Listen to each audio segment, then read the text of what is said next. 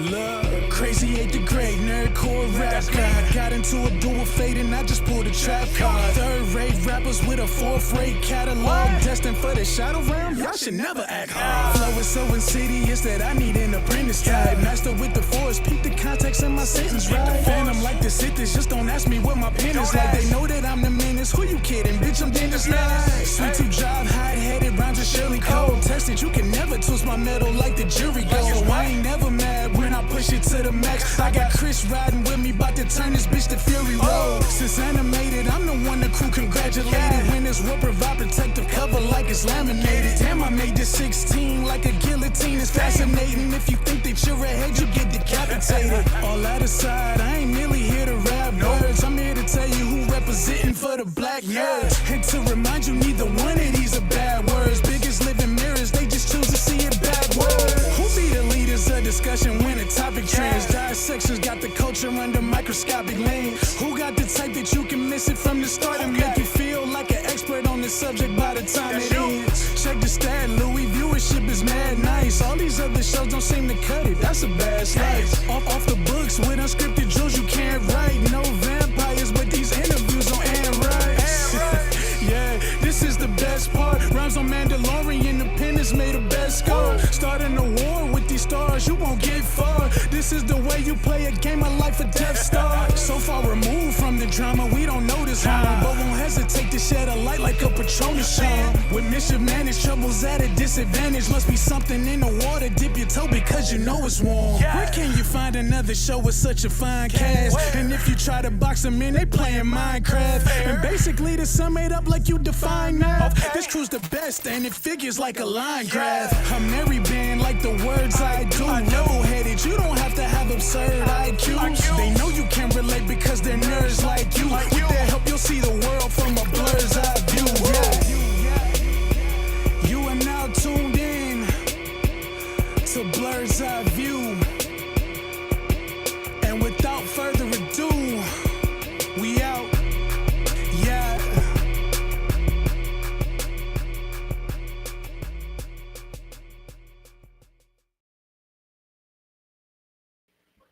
Hey everybody, thank you for another What in the World episode is going on of Blerd's Eye View. This is your host, your man on the wall, captain of the ship, Chris Fury. Thank you for tuning in.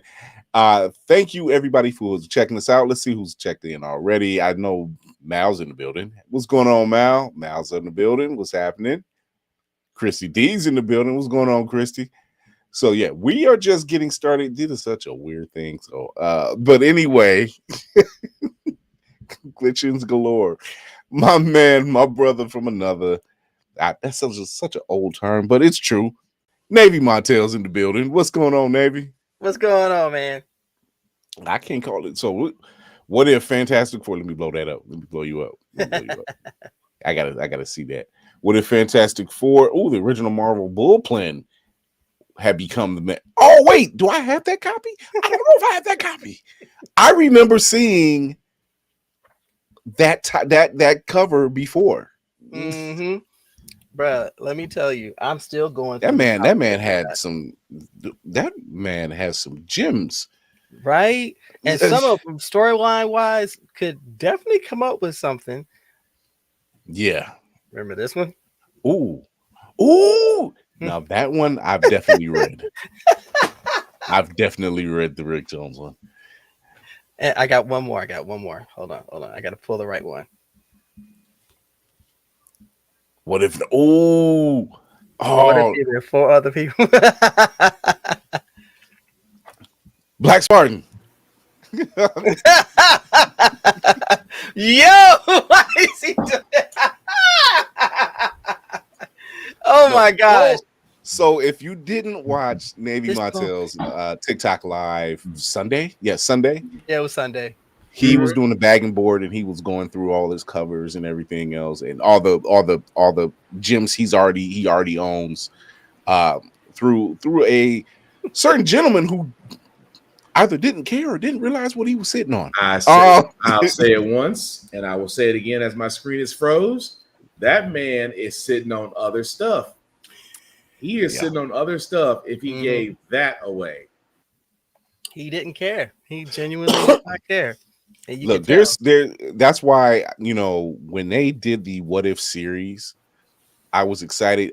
It's literally a series that you can take a break and come back and do more stories later on. You can get away with it. What ifs are literally endless stories.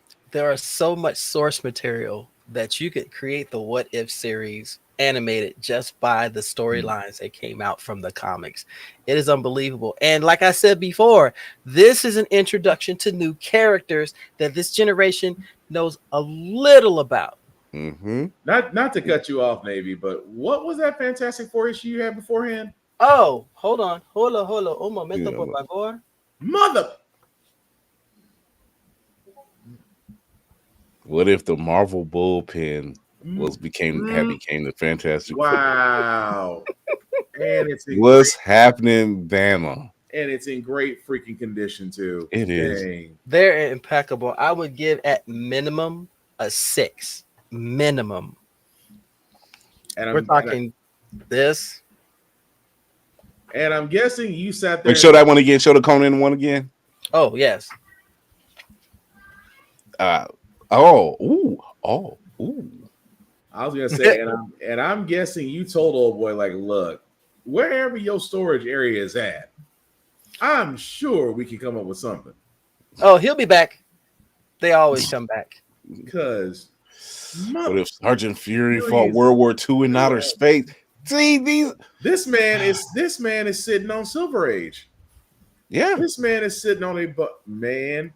Look, if you those are like absolute gems. Like those are how. Oh yeah, this one was one of my. I screamed when I saw this one.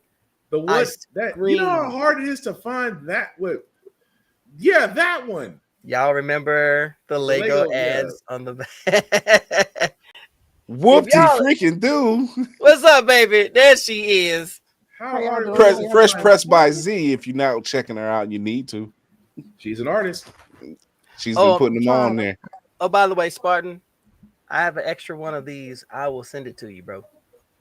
You know what? If I wasn't already married. He said, "What that got to do with anything?"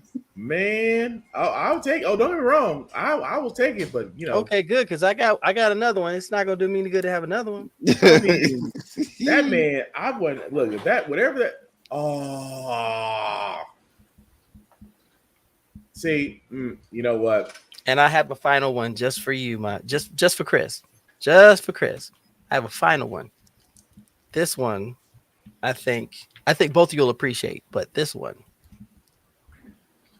Yeah. There's nobody left. Absolute gems. Yes. And so I will. Everything goes like I hope. I will be doing bagging and boarding on TikTok from here on, because I have to rebag and board my entire collection. So I will be. I think that's going to be a thing I do on TikTok. I'm about to say, if that man comes back, I know he's sitting on a lot. Dude, the blessing. Let me tell you, I started bagging and boarding everything. And let me tell you. Yo. Yeah. The Dollar Adventure Comics, man, that was value right there. Especially with Aquaman, Dead Man Flat. Oh, yeah. Yes. Man. Look, well, Spartan, you were in the live. You were watching the live like I was watching the live. And what Navy had, what he was bagging boarding then. Mm-hmm. Look here. Look, I was making dinner and I kept looking. I'm like, yo, wait, I can't rewind it. It's live. Let me stop for a second and watch. You can't be cooking dinner while you're doing this, because your wife will get mad because you're gonna burn some shit. I will say the same thing then that I said there in the live. I'm not jealous. But dang it, if that man, I was telling Navy in the live, look. Either he doesn't care or he's gauging to see what else he can bring. It's either one of the two. He knows what he has. He's gauging on something because he sold us the first appearance of Punisher. Willingly? Yes. I did the appraisal on this comic collection. So if I was dirty, if I was low down, which I'm not, I Fair. would have gotten some things, but I am not built like that. This man sold the first entrance of the Punisher. The first appearance of the Punisher. First appearance. Has he? Mm-hmm. Has Does he have money? He has a storage unit. Lately, we've been getting a lot of people who have been bringing in stuff that they've gotten for cleaning out houses. Mm-hmm.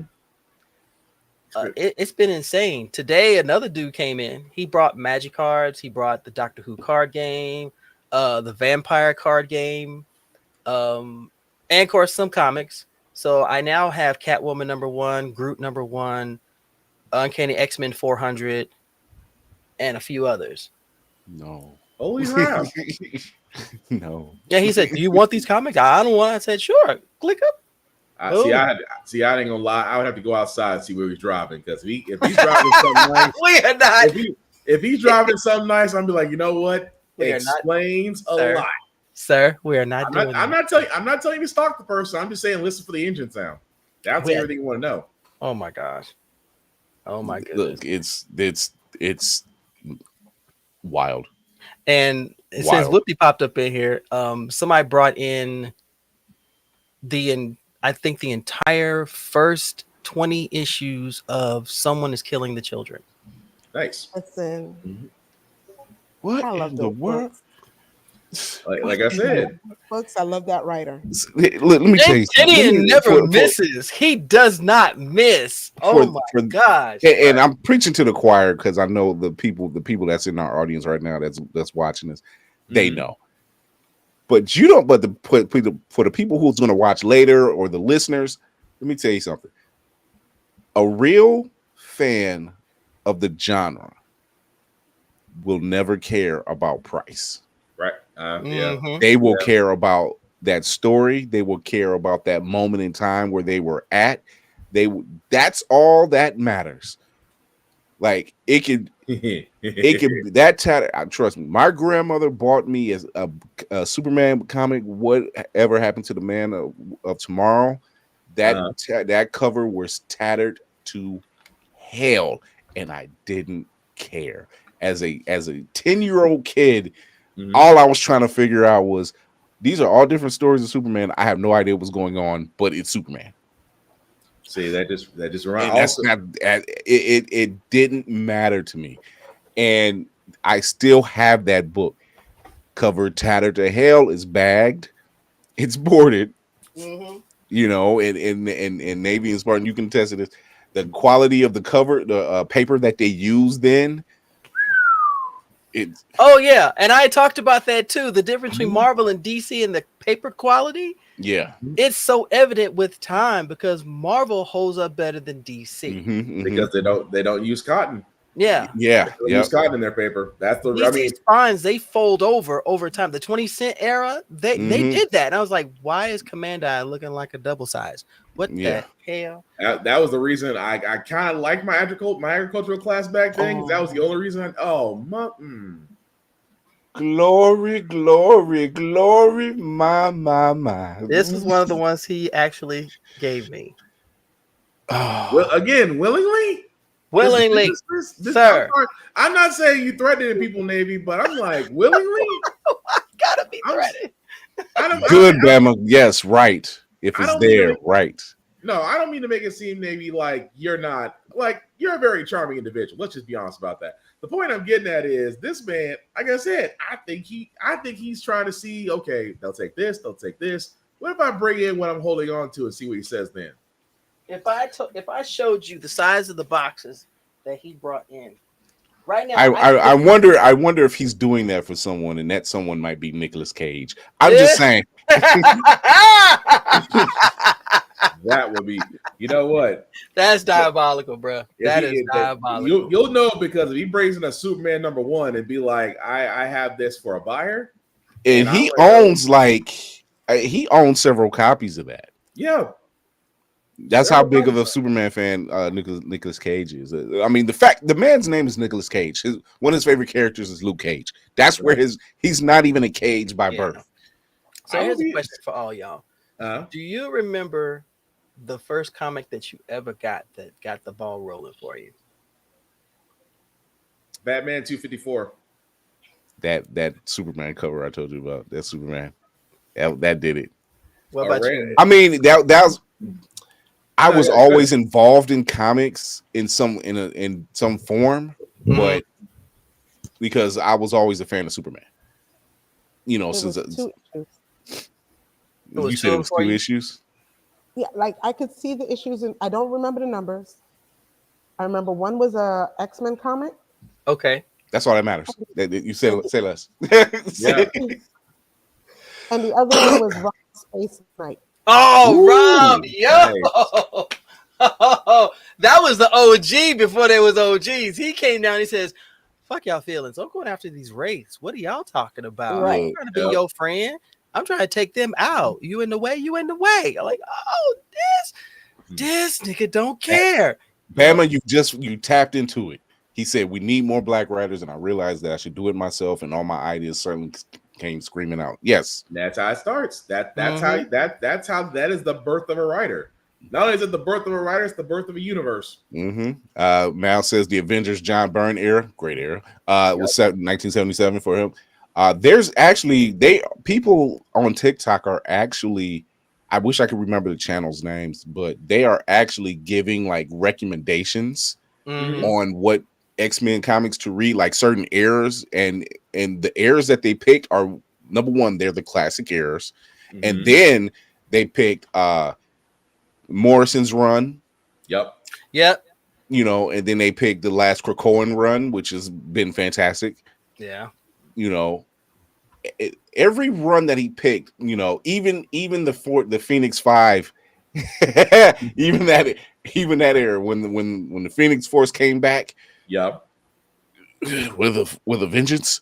AVX, man, that whole AVX run was AVX. AVX is a good run. It was insane. It's true. Definitely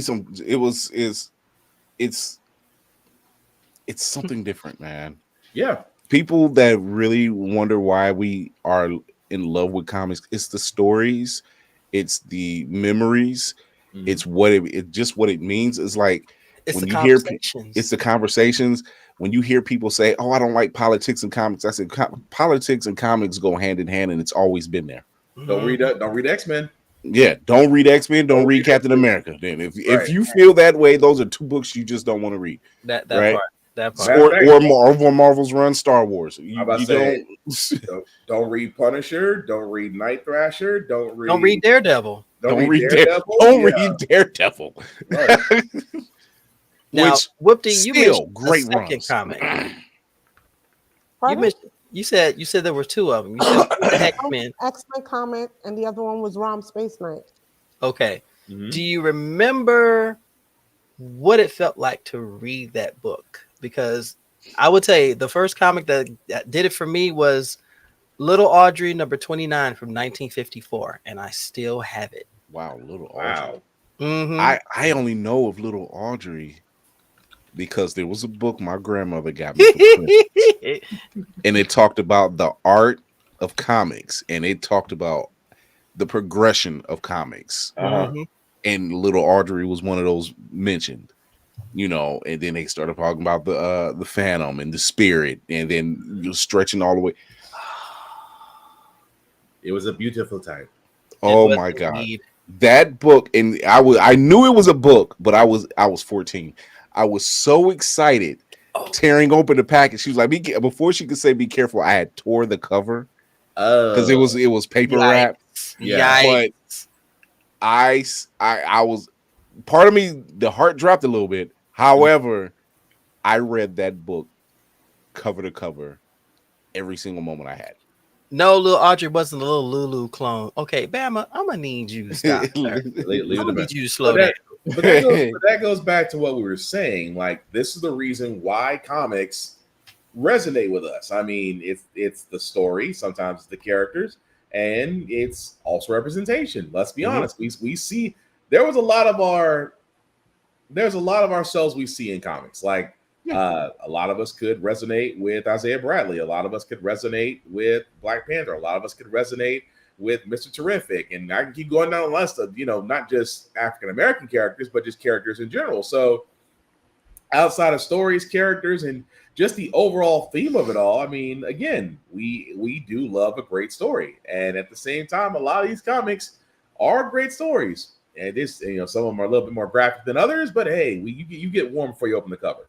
I'm glad you mentioned some are a little more graphic than others, because there was a time when there was an 800 number that you had to call to see if Jason Todd would live or die. And that's how we got the Red Hood. Yep. Or the latest iteration of Red Hood. I forgot the writer who came up with that. They said it was a writer that came up with that idea and pitched it. And I don't know if it was a bet or something. They said you're not getting anybody to call this number. Nobody's going to call to find out. They called that number. Oh, they shut the. I think it was a switchboard got shut down. If memory serves me right. But sorry, I had to bounce for a second. I just realized I had something for Whoopty. So the next time I'm down in Atlanta, in the mansion. Oh hush.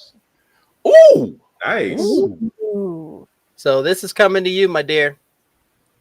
Lando motherfucker. So this is yours. That looks dope. Nice. And see, that's the other thing.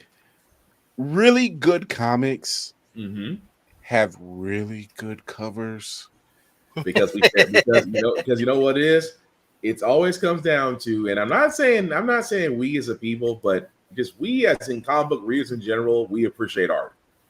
And if you take care in the cover, that means you take care in the story. Mm-hmm.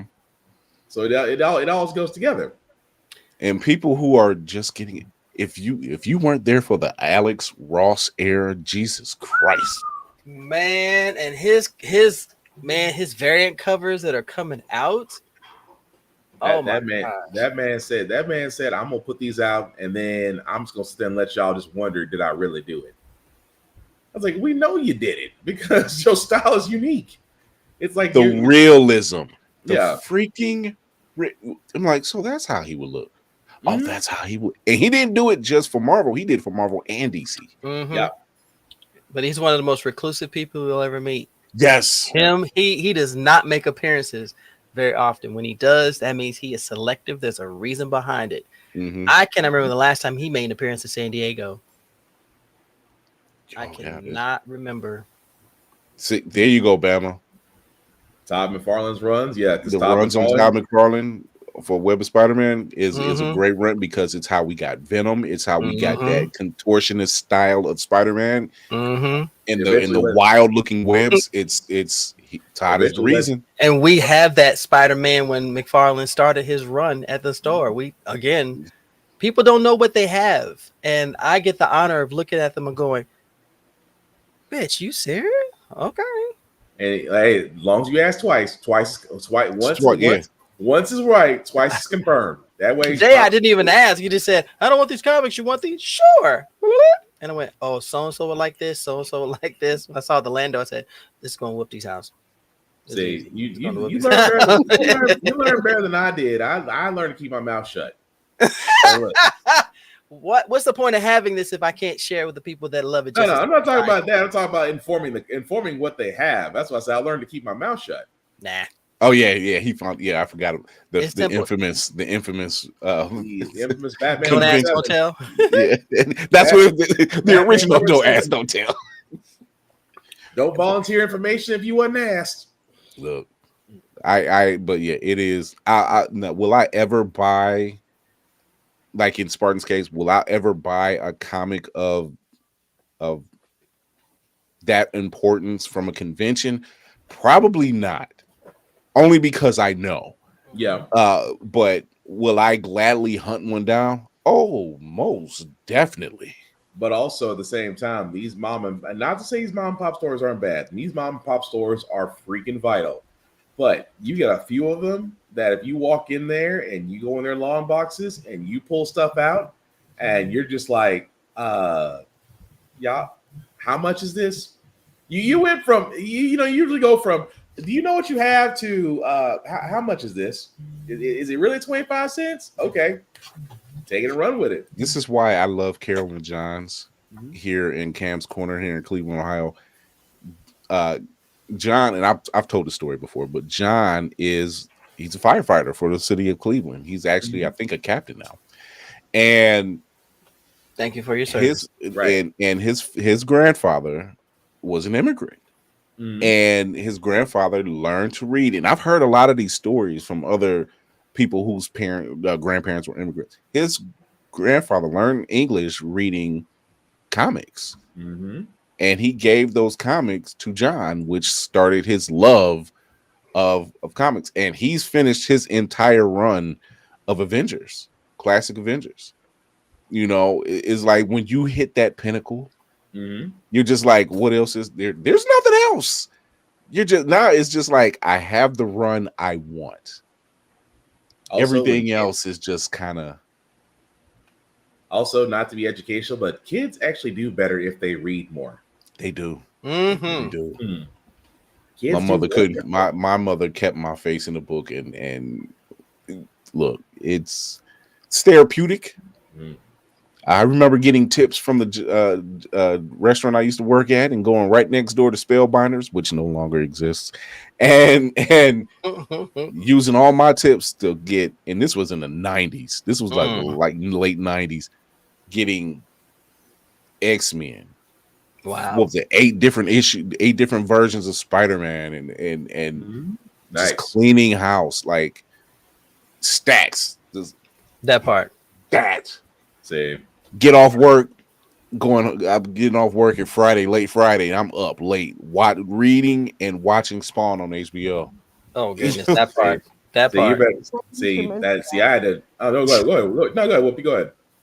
I said it's funny you should mention that. I actually have Spawn open on a tab on my computer. Nice. That's great minds right there. Right. See, Like- my origin stories are slightly different because mom wanted me to study encyclopedias. Dad was like, "Here, get all the Batman comics you want." But I had to. But the compromise was I had to read the encyclopedia. I'm like, okay, so learn how to speed read, learn how to speed read and pick up on stuff. Hey Chris, I need you to do me a favor. What's that? I need you to pick a number between 4 and 5. 3. See, this is why we can't. Oh, have, you said 4 or 5. this is why we can't have nice things. See, this is why. That's why I was like, wait a minute. I'm on a pull, Lady Mandalorian. Hold on. There we go. All right. No. They said picking up between 4 and 5. I was 4. like, 4. All right. Yeah, 4. I'm sending this to you. Ooh, hey. What was 5? You don't get a choice. You had a choice. I mean, no, I'll take the choice. I just wanted to know. I feel like we're playing the prize game. What was behind door number 5? Okay, that's good. No, I wouldn't have missed out either way. Right. This was unexpected. Yo, damn, how? This was unexpected, man. You can't, for all those that can't read, Reverend, you might explain the significance of the one you're holding, please. Woo! This is King Size Special Avengers #1. This has got a lot of first appearances in it. Mm-hmm. A lot of first appearances in it. And what's crazy about this issue is when they started doing their King Size, and they had a whole run of doing the King Size. Mm-hmm. So, but it has no back cover. So, but see, once again, spine's still intact. It doesn't matter. Right. As a matter of fact, show the back of that again. That's that Y'all remember special this page. That's the special page. Y'all remember this? There you go. Revolutionary War Soldiers. There you go. $1.98. You can get 204 Revolutionary War Soldiers for $2. Remember all the knockoff toys that were selling on the back end of those comics? Mm-hmm.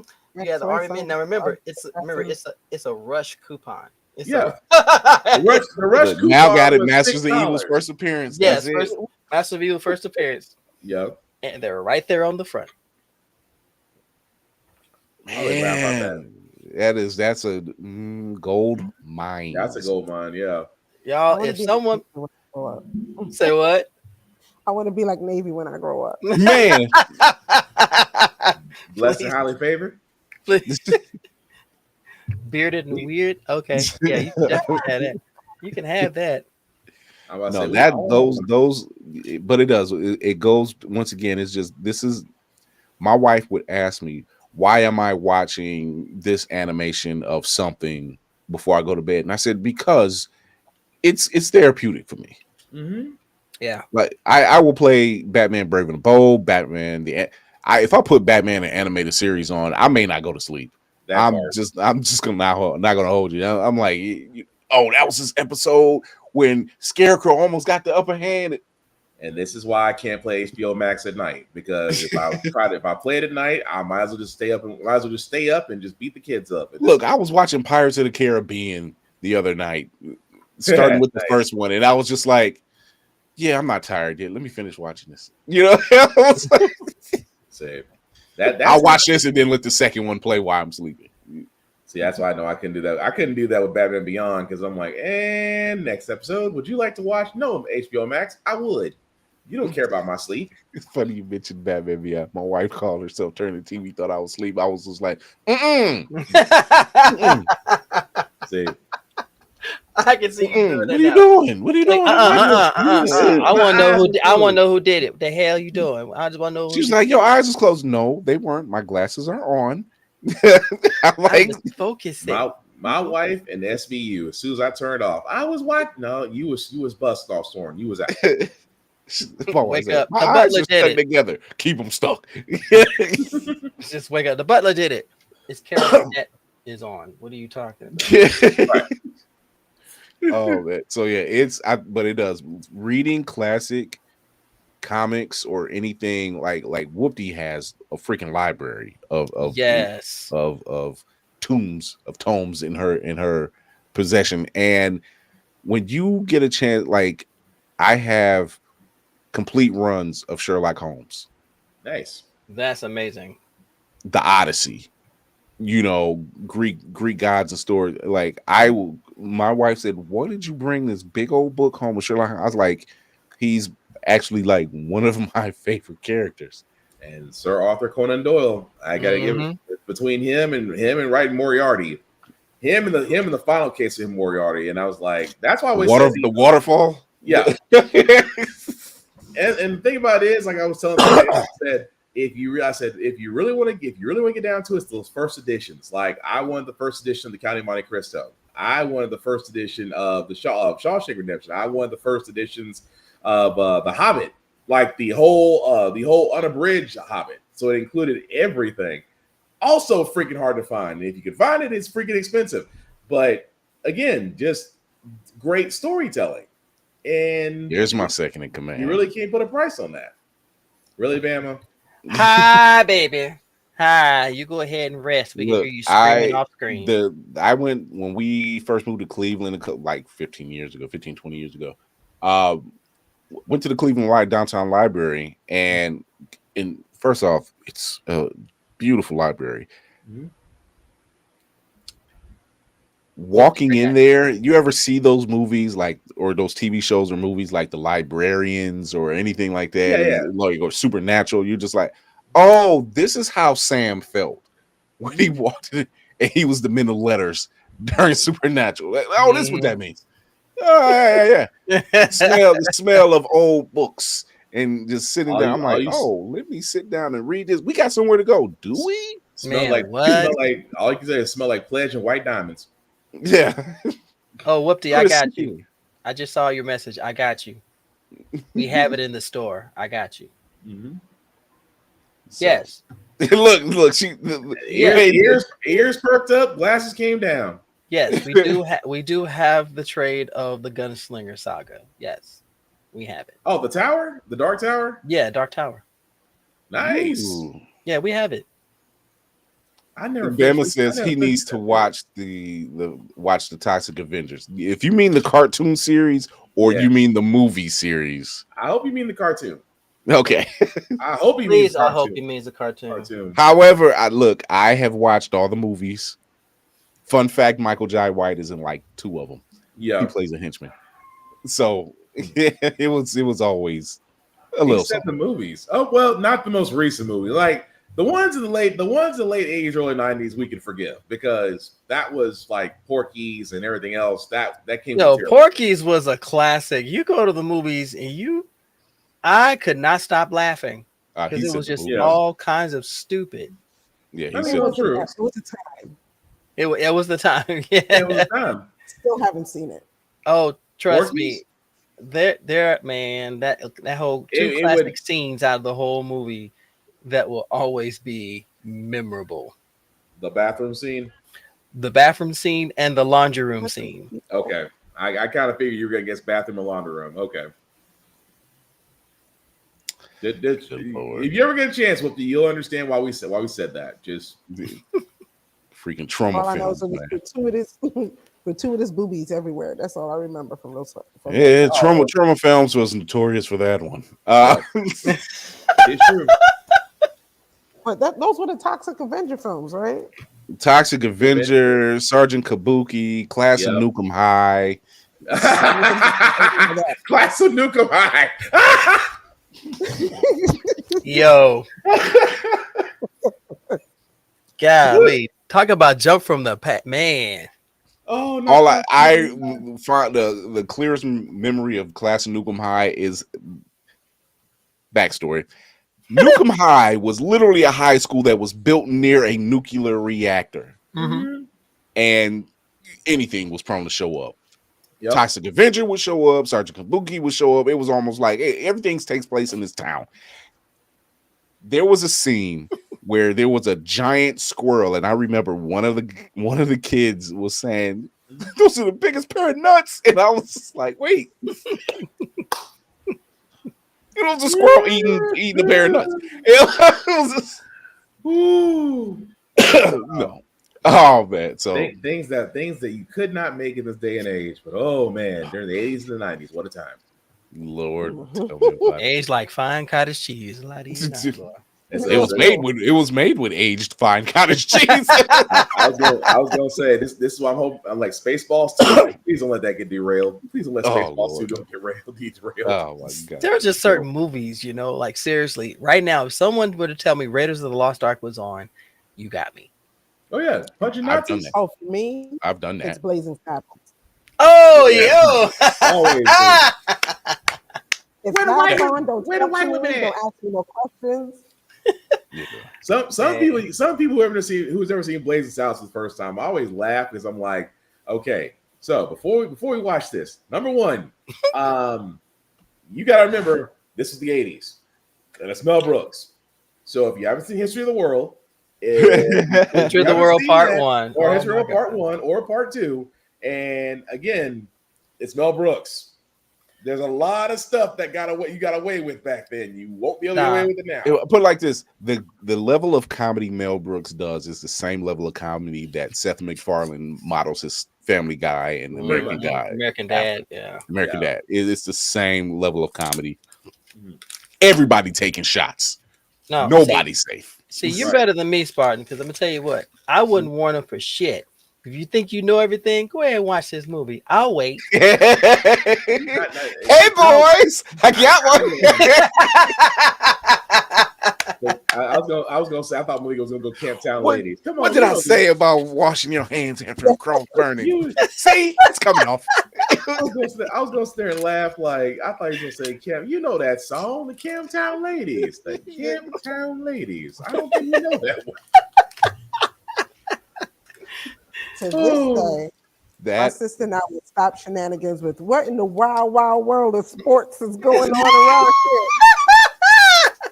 around Mongo. I thought you was gonna say, "Oh, somebody go back and give me a shitload of dimes." Me and my brother would say they can just go around the gate. Right. There ain't nothing there. I just, oh man. Yep. Never Yo. Hey, where the Where white the women at? at? Gene Wilder, and I forgot the actor's Cleavon name. Cleavon Little. Thanks, Cleavon Little. Thank you. Between those two, just That good part, yeah. God. Were you chewing gum? Did you bring enough for everyone? No. Jesus. That movie is ridiculously But slapstick comedy. It's just but it's History of the World was also good too. I had to remind people, like, History of the World Part 1 and Part 2.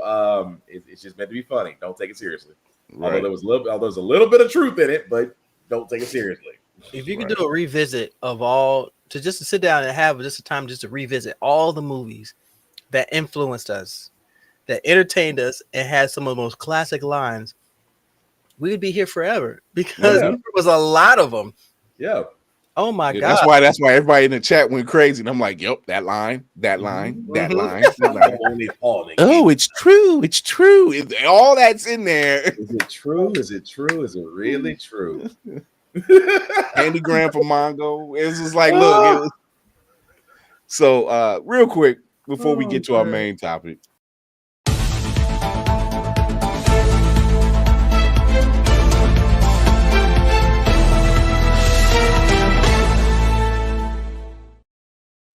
This isn't part of the rundown. However, I had a chance to watch I Like Me, the John Candy documentary. Oh, I wanted to see that. How was it? It's good. Mm-hmm. It's really good. If you are a fan of John Candy films, which most of us, Gen Xers are, Planes, Trains, and Automobiles. Right. Uncle Buck. Classic. Uncle Buck. Classic. Cool Runnings. I mean, we can keep going on the list. Stripes. Come on, man. Caddyshack. Who's Harry Crumb? It's just like Planes, Trains, and Automobiles. It talked about his career, how he got started. This man has always been like a force. His personal life, as far as his family, was very tragic due to losing his father at a very early age on his birthday, of no doubt, which was Halloween. So losing his father at a very early age, losing his brother, all of them heart problems, but just talking about how outside of that, talking about his life, how we got started with the Second City and SCTV, and just the influence that this man had, which was larger than life, and then talking about everything he did.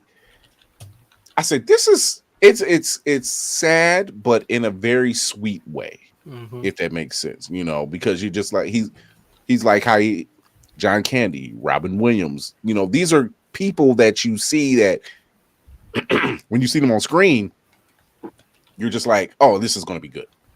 No matter what the film or the show was, you're just like, yeah, you're in for some form of entertainment. So yeah. Yeah, Mouse it. Yep. Yeah, he said it was awesome. It was really good. It was really good. And I said, oh, okay, let me check this out. Cool. As I was gonna say, it's just Uncle Buck, just the infamous Macaulay Culkin scene where it's just 20 questions and he fired off on everyone. Yeah. He talks about that, and he said, they talk about it. He said he wasn't sure that an 8-year-old kid would be ready to bow, and he was firing them off and nailing it, and even Macaulay Culkin talked about it. He said, because if you know about Macaulay Culkin and his family, his parent,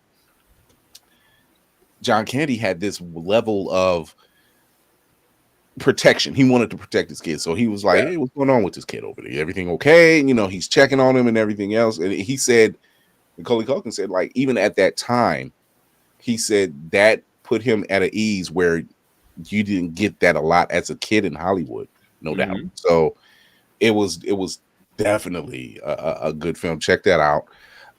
There's been a lot of talk over the past couple of years with the MCU, ever since the introduction of Phil Coulson. We got Agents of S.H.I.E.L.D. Great show. Had a lull moment between season. The outer space was nah. That was the weird season. Threw that out the window. But they swung it back. They brung it back around, and they picked up their speed and got back with it. Hey, Shelquo's in the building. We miss you, baby. But I'm gonna get everybody's take on this. Okay. Should Agents of S.H.I.E.L.D. 1 be considered MCU canon, and 2, should they write them back in? Both yes. Yes on both parts. Thank you. The ayes have it. Unlike our Congress, we all agree here. No, serious though, because I will tell you what I'm on, and I said this to friends, and I'll say this right here: the moment you ridden Agents of S.H.I.E.L.D, or the moment you ignore them being a part of the MCU as a whole, I think you lost the central point of all the MCU. You did, because you sat there, you had a television series that was ongoing, you had the MCU in its genesis, and you had them linked. Like Agents of S.H.I.E.L.D, we did see a couple of guest characters on there, but at the same time, they operated in the same area as Phase 1 did. The moment you took Agents of S.H.I.E.L.D out of it, you kind of lost that connection. You know, it's all connected. That was the big That was the thing. point. That was the it's thing. all connected. So my thing is like you can still bring it back. I think that we can forget the last 2 seasons of Agents of S.H.I.E.L.D and say they never happened, but you can bring it back and you can reestablish it. And again, reestablish the MCU having a central nexus point, which would be the show.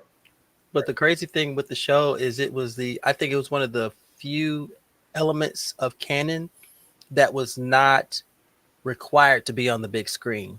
It did everything on TV, and you had a loyal viewership every week, every episode with the characters and everything.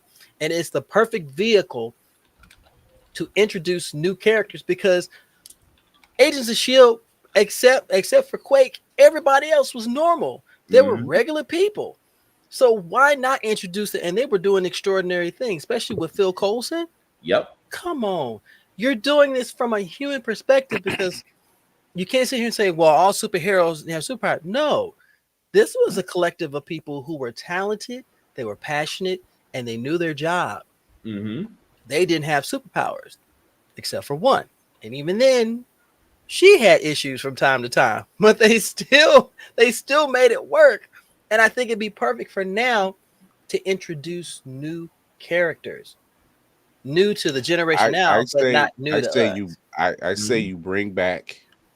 I say you write them in, and then I'm gonna get Whoopi's take.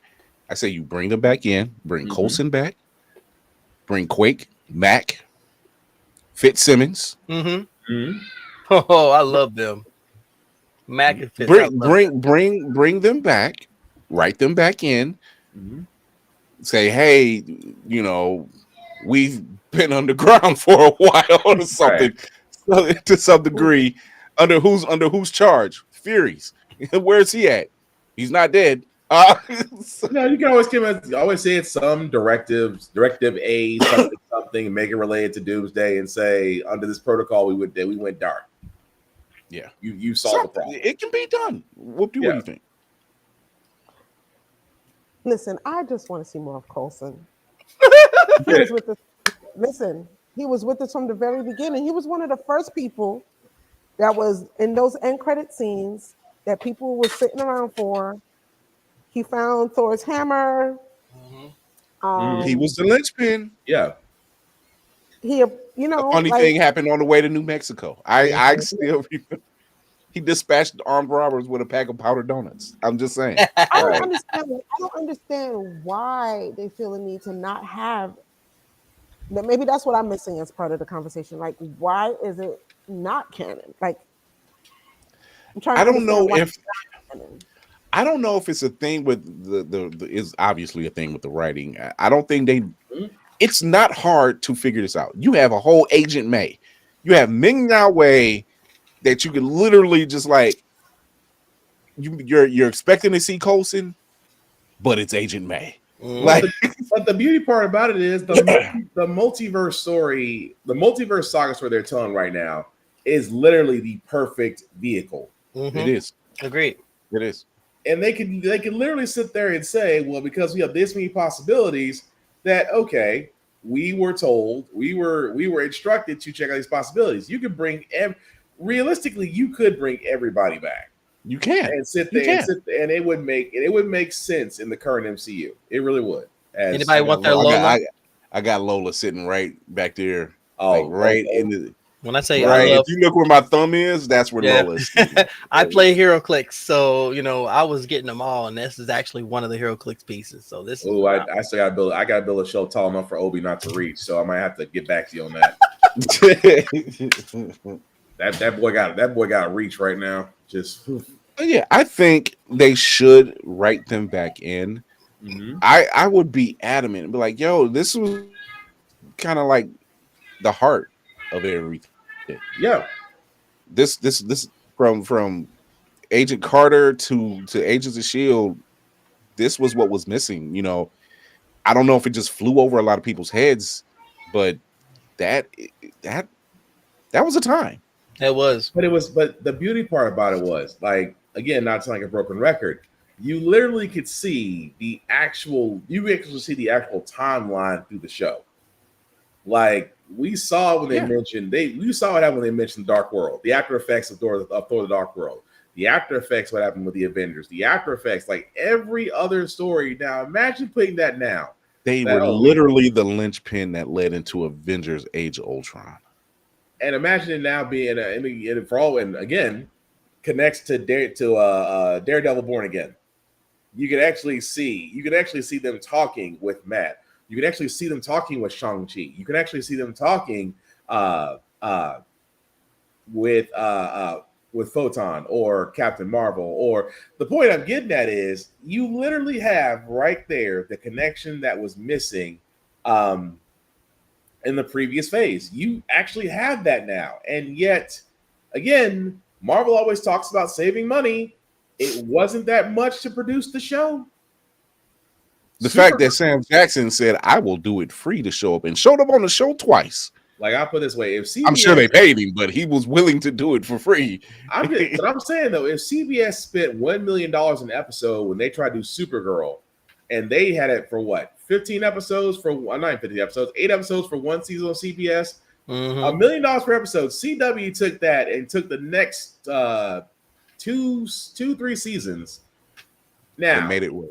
It made it work. So you're sitting there and telling me that a network like CW that covers nothing but teen dramas and Vampire Diaries 24/7, you being a multi-billion-dollar conglomerate now that might be eyeing to buy Warner Brothers, you're sitting there telling me that you don't have the purse to reopen Agents of S.H.I.E.L.D. I would gladly say, don't give me no half-ass introduction or reintroduction. Do it right. Mm-hmm. They don't have to be the focal point, but they can be a linchpin in something because it's necessary. You can do it. You have Avengers Doomsday coming up, and you're already dealing with the multiverse. If you're trying to do a slight reboot or a merging of worlds to some degree, here you are. It's here. Now it's just about what's your schedule look like. Because to say we're bringing the team back may not be everybody all at once, but we're bringing the team back. Yeah, bring the team back. And again, Mac with the axe shotgun. I always want that's like with the axe / shotgun. He was itching for so freaking long, and when he finally got it, like all that man wanted was a tool that could be used with multiple multiplications. And Fitz finally said, "Bet." You had a decent intro to Deathlock. Yeah. Yes. I thought that was brilliant. It was. Yeah. I said and said they're gonna bring Deathlock. They're gonna bring Deathlock. Please. And the way they did it, I'm just like, okay. Oh, I'm not mad at this. But you know what's also crazy? The fact that this could also be another way of resurrecting Inhumans and doing it properly. True. Yeah. Now hear me out. I didn't say the current format. I said doing it differently because again, we're in the multiverse. Change it up and do it properly. Bring the original Inhumans. Black Bolt, Medusa, Gorgon, Karnak, Crystal, the whole my god. The levels of that show having the potential that it needs. You literally had the talent. Yeah. But you Hollywoodized it. You took the quote unquote popular Inhumans, and then for lack of better words, you bastardized it. You dulled it down. You modernized it. Dulled it down. But like I said, this is why I say right now, if Marvel wanted to switch gears and not do this whole we have to pump out things completely fast. The TV aspect is right there. Mhm. You have no other projects for the rest of the year. All the things that was done for Marvel for this year is already done.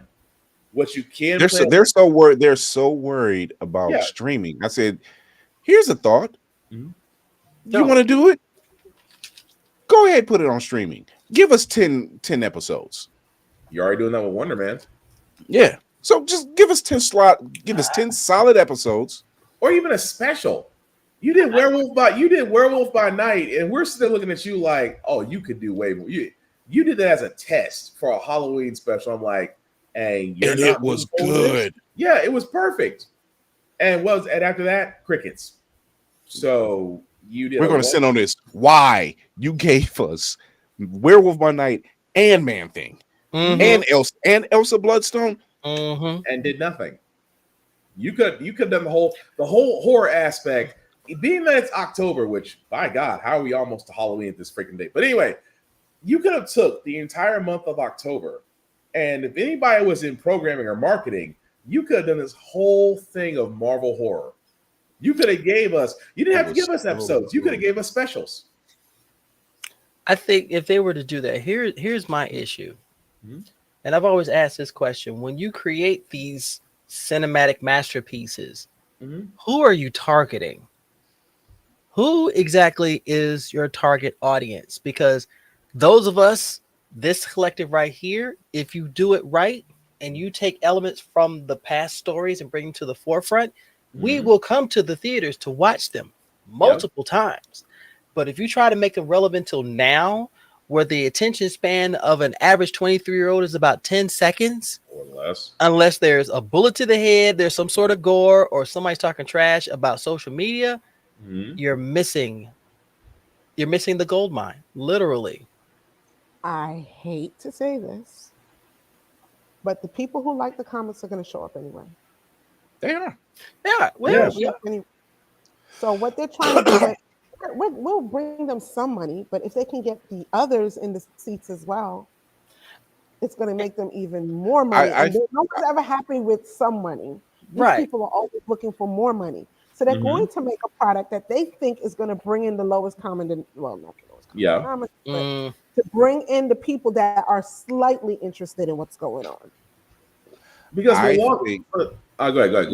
No. I was going to say, I think if they really were about their business, whether it's Inhumans, whether it's a world of horror, whether it's the Agents of S.H.I.E.L.D, they would really sit down and bring in people that are really interested in writing it, directing it.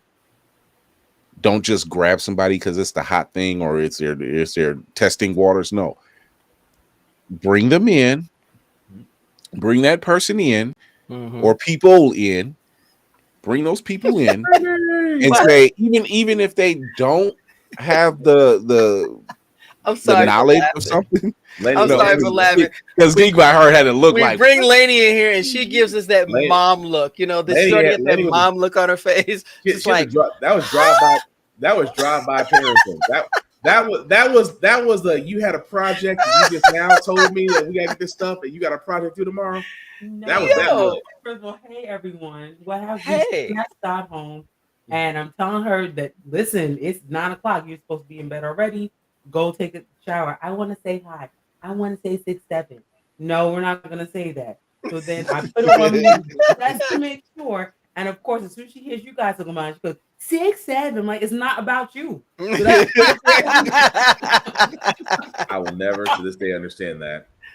Oh my goodness. But I think if they just literally said, and the stipulations of you having directing and writing job, you need to read about some of this. Yeah, you need to read this. Not everybody is going to be lucky enough to be an Aman Vellani and already be a fan of Miss Marvel.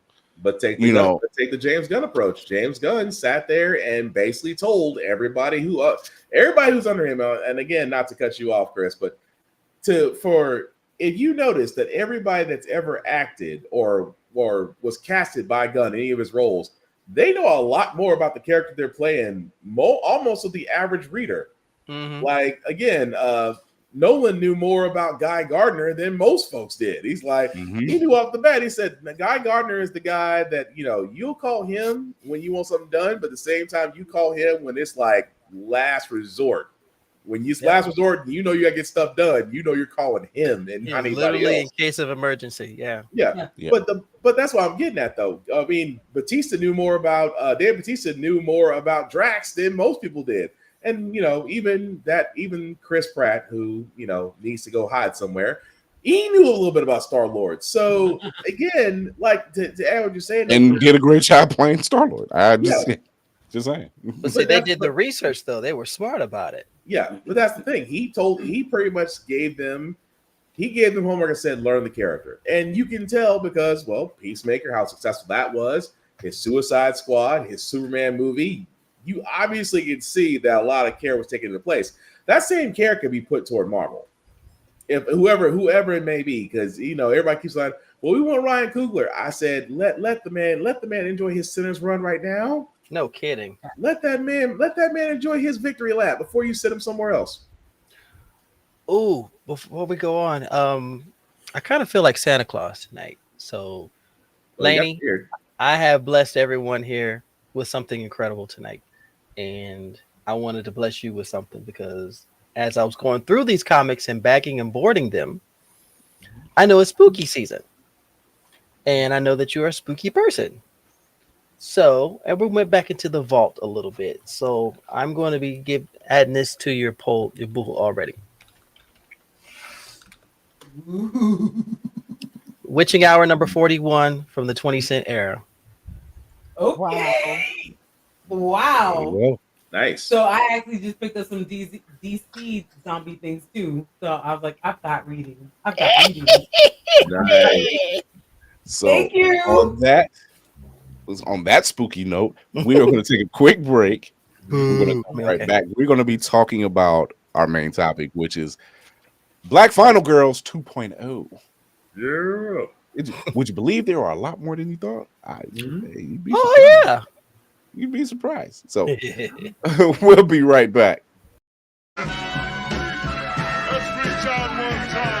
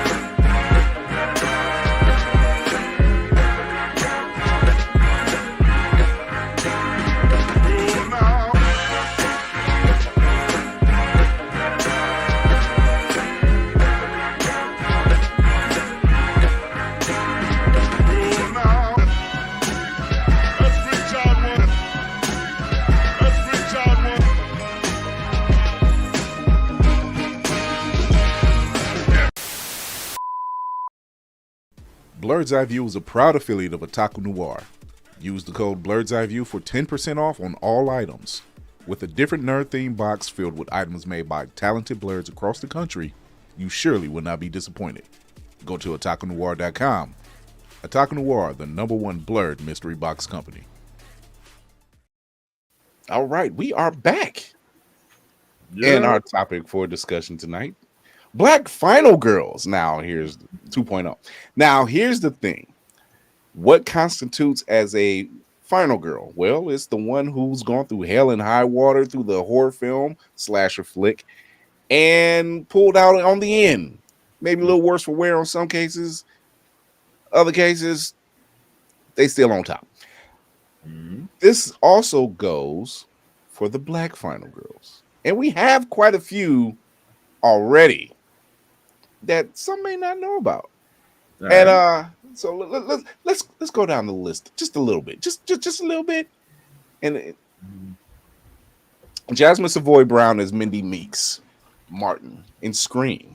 Yep, she is the niece to Randy, the one of the twins. She's like one half of twins, but she's one of the twins. They thought she died, but she did not die. That was Right. plot armor. Let's be honest though. That was plot. Yeah. But she was one. She was one. Mhm. All right. And she had that good hair too. She did. We all have good hair regardless. Don't do Yes. Lady, I think you're gonna like this one. Naomi Harris and Selena in 28 Days Later. Of course. Mhm. Of course. Take no bullshit. .com. Yeah. I love her. Very. Took no nice. bullshit. She was about a business. Mhm. Handle business. Mm-hmm. It's just that's two right there. She was slay now. Ask questions never. Jada Pinkett Smith as Jerilyn and Tales from the Crypt, Demon Knight, which by the way is a good movie. Good movie, but she had Goku plot armor. She should have died 6 times. That's the same as Miss Meeks. But Yeah, to your point, but it worked.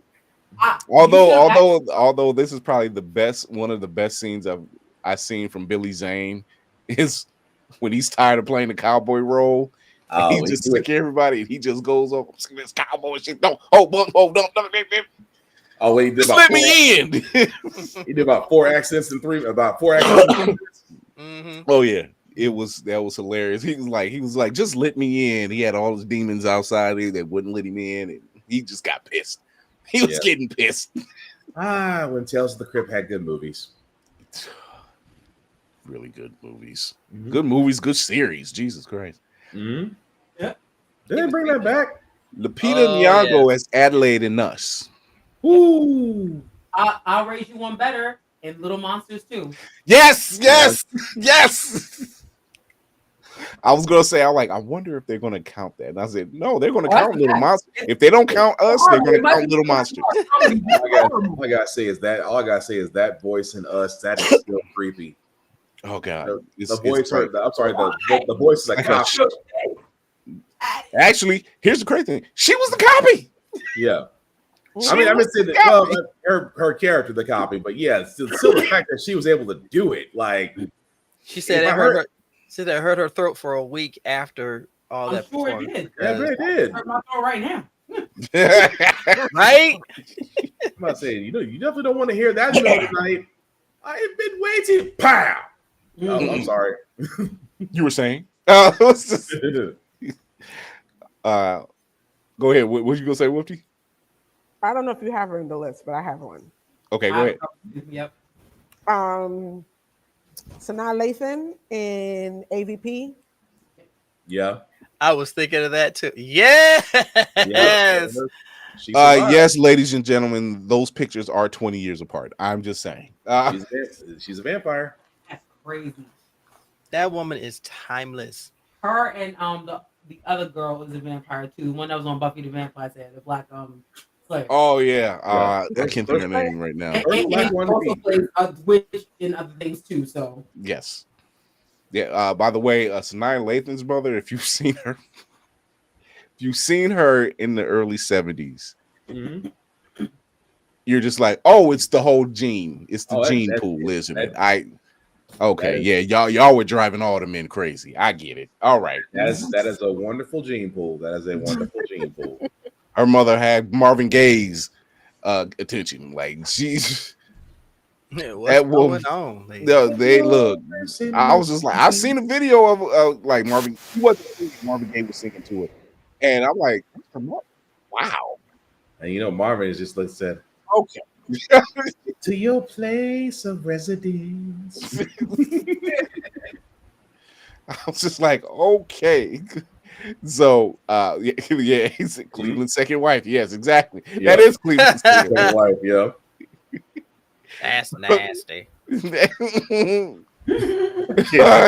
was about to do Cleveland's voice, but baby beat me to it. I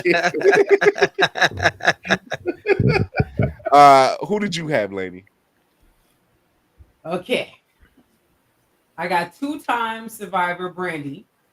I Still Know What You Did Last Summer and the front room.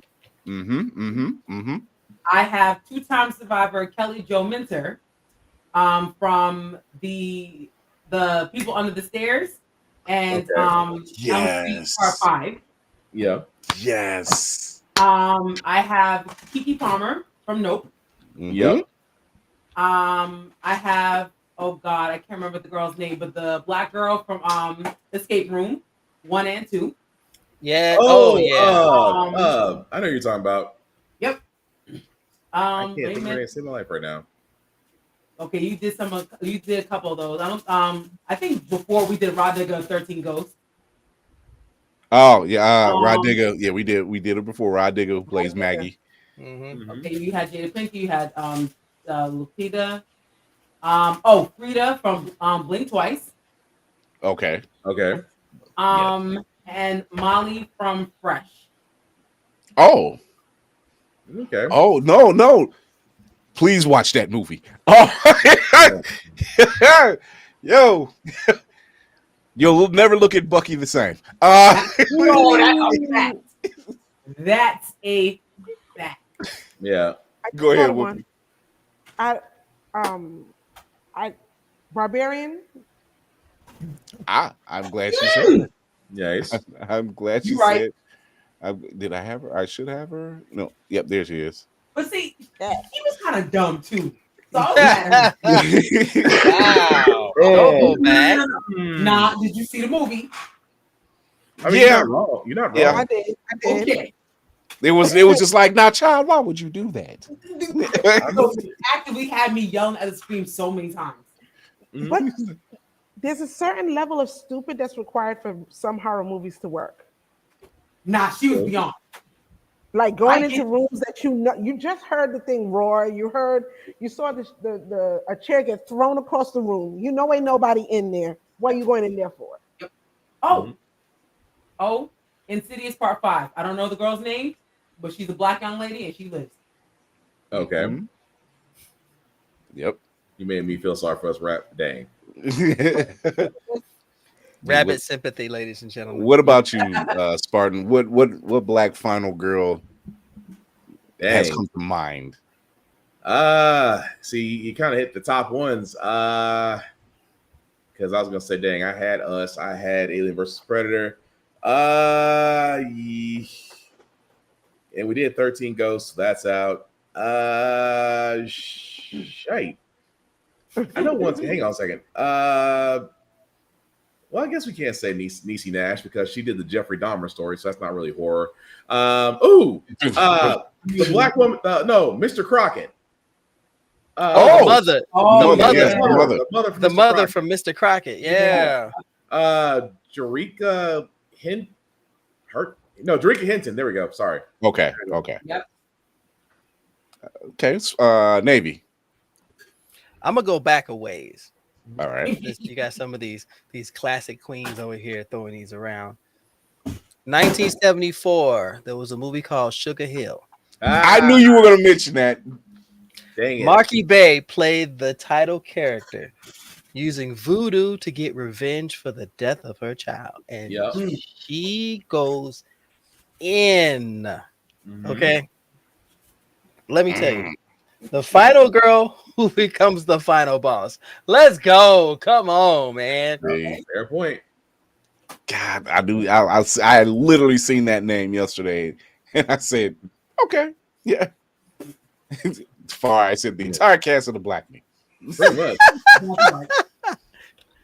They said, "Yeah, ain't nobody walking out of here." All the stretcher. Y'all gonna live. That's the contract now. Y'all gonna live. That is the requirement. That's the requirement. That's Layla DeLeon as Vicaria from The Angry Black Girl and Her Monster. Good movie, by the way. Oh, if you want to take on Frankenstein, this is a good one. I forgot about that. That was also very hard to watch because it's relentless.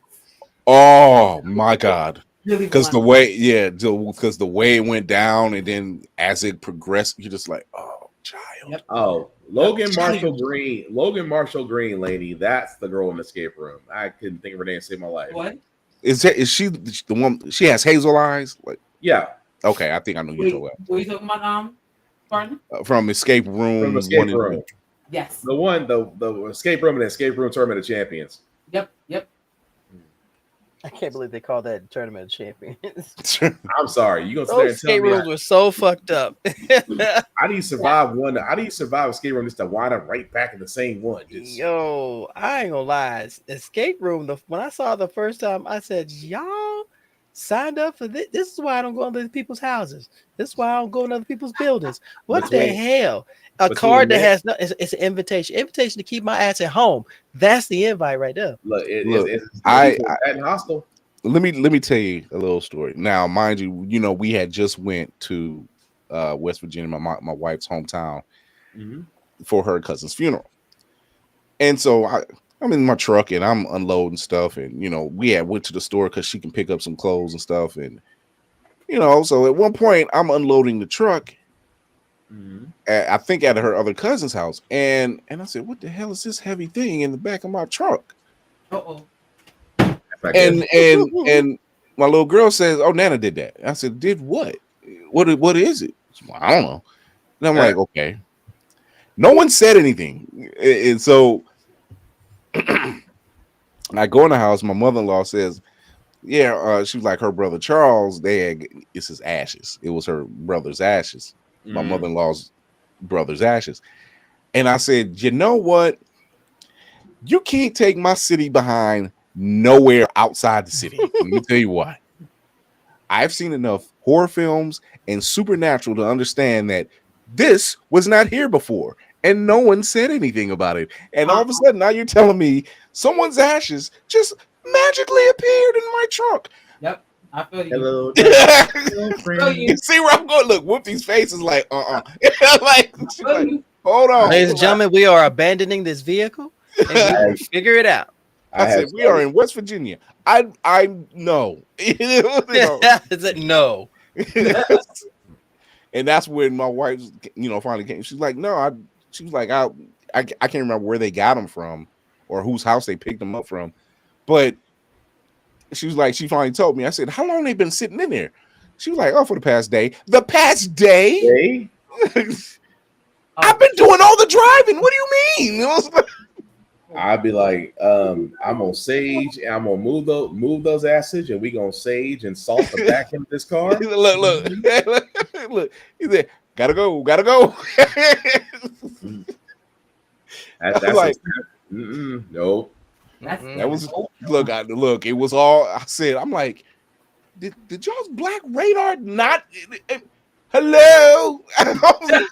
This how you know. This how you know if you were ever in a horror movie situation. You need to understand the people you're around, and if they have no black radar whatsoever, you might have to make a decision. I said, "Do you understand how quick I started adding things up?" I'm like, "No, wait, hold on, hey, look, I didn't put this here. I didn't unload anything outside of luggage." And I was like, "What is this?"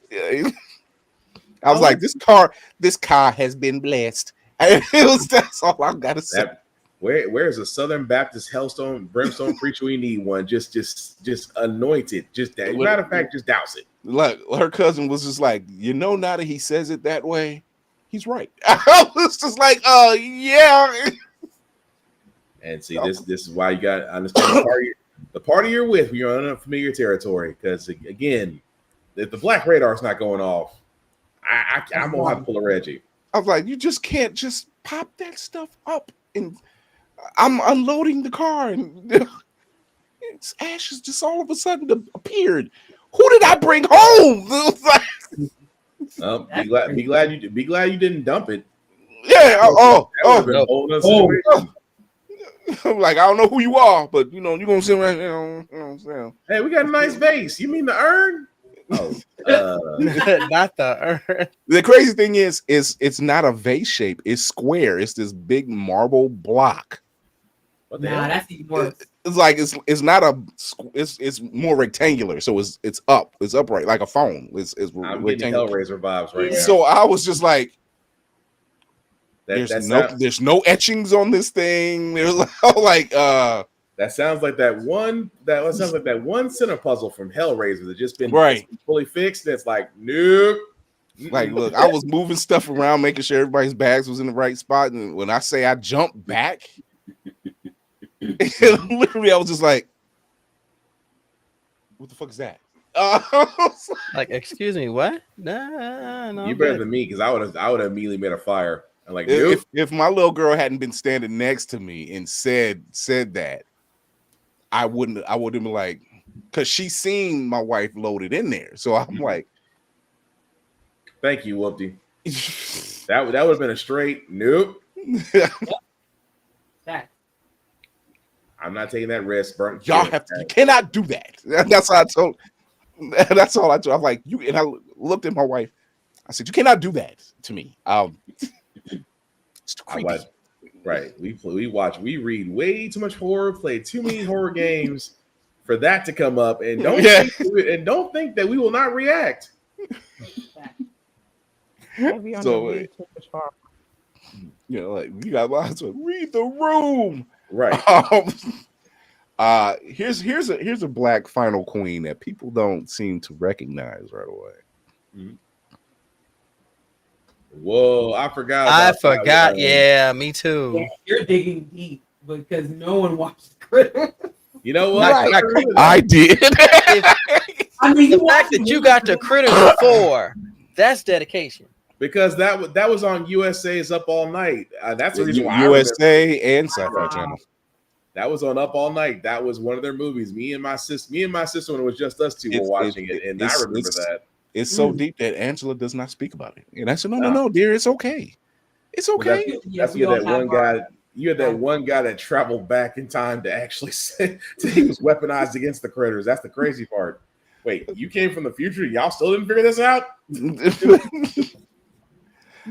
But yeah, there's definitely a lot of black. Let me see. Did I go through everybody? I know I had let me see. Georgina, yes, yes. Kiki, Adelaide, yeah. Mm-hmm. Yep, got them. I got all those. Okay, cool. But there's definitely a long list of black women who survived horror, and Lainey mentioned I had Brandy. I thought I had Brandy's own pictures on there, but yes, Brandy from I Know What You Did Last Summer. Mm-hmm. If you want to count Vampire in Brooklyn, it's a horror comedy. It's still a horror. Yes, she survived 2 times over. And I for some reason I didn't watch American Horror Story Hotel. I didn't. It seemed like it was a slow burn, and then when they said she was on there, I'm like, well, I'll get around to it. Oh, I never caught that. Yeah, I assumed she was legendary. I just like, nah. There's certain shows I can't rock with. That's one of them. Yeah, it's a little too intense. Asylum.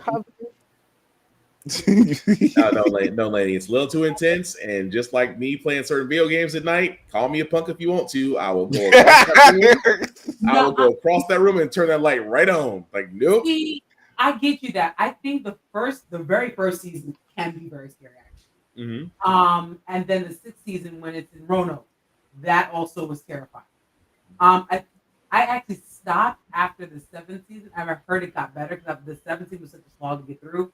I just stopped, but I heard it got better. Mm-hmm. There's other ones that are okay. They're like Circus can be a little bit freaky too. Circus was wild. Circus was wild. I'm just saying, you gonna make an American Horror Story called Roanoke. Everybody's like, so why are we showing this about disappearances? And they have black folks in Roanoke too. They did. They did. I'm like, where are they going with this? Jesus, because this is a story that's been running around for years about Roanoke. Yep. I'm about to unsolved mystery. To the point, like, there's parts of Virginia that I wonder, you know.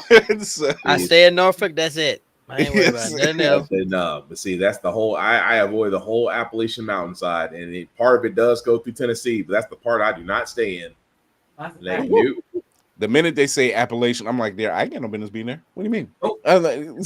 Appalachian sat there and said, "You stay on your side, I stay on my side. We don't skinwalkers don't be in your backyard at night." Say what, Whoopty? What'd you say, Whoopty? You saw something. No, you didn't. No. Go out there. No. I'm all right. You heard something whistling? Go inside. Right, pretty much. There's literally it's like, if you work at a psych ward on 3rd shift and they give you specific instructions, right? You may not want that job. Oh, hell no. Pretty much. Leave a spoon, a red string, and a glass of water, and knock twice and walk away. Do not look back.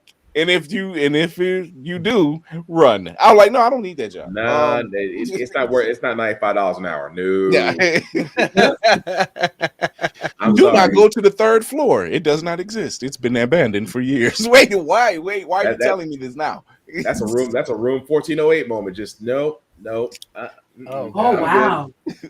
That was kind of scary, even though it was PG-13 at that. That was a movie. So when a black man saying you not to stay in a hotel room, you should listen. That's all I'm saying. Yeah, you don't want to be there. That part. So I think what we're having now is the recognition of seeing the black scream queens. Yeah, really get their shine, and or better, do not work on the sidewalk and third shift. Yeah, tell that to my wife. No, you gotta be a special kind of person. You gotta be a person that doesn't scare easily, or you can watch certain things and be fine. Yeah, I'm not. We can watch these. I was like, yeah, you go right ahead. There's nothing like watching my little girl, who at the time was trying to test her scariness at the time, and watching the very first Annabelle. Ooh, that one wasn't that bad. The second one, though. Well, mind you, she had a Monster High doll that stood about her height, and it stood in the corner of her room. So imagine our faces when we wake up the next day and her brother are huddled on the couch because neither one of them went to sleep.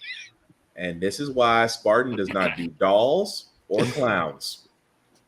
Nope. Have you ever seen it? Yeah, this is why Spartan does not do clowns or dolls. I have literally told my wife, who has a doll, if that thing moves, I'm shooting it. I have sat there and told my wife, she has a doll that's literally in the closet. And every night I wonder, because I swear that door moved. I was like, nope, not today. And so here's a couple honorable mentions. DeWanda Wise, who plays Jessica in the movie Imaginary that came out last year. Oh, right. Yeah. Kiersey Clemens, who plays Jen, and not only thrived after the shipwreck, but left her stranded on an island in Sweetheart. That was 2019. Who else do we have? We have, Eleni mentioned Selena. So there's a few. More. There's a lot. Yeah, go ahead. Loretta Devine for both Urban Legends. Yep, I was gonna say I just remember that one too. Amanda I can never say her name right. Seyfried.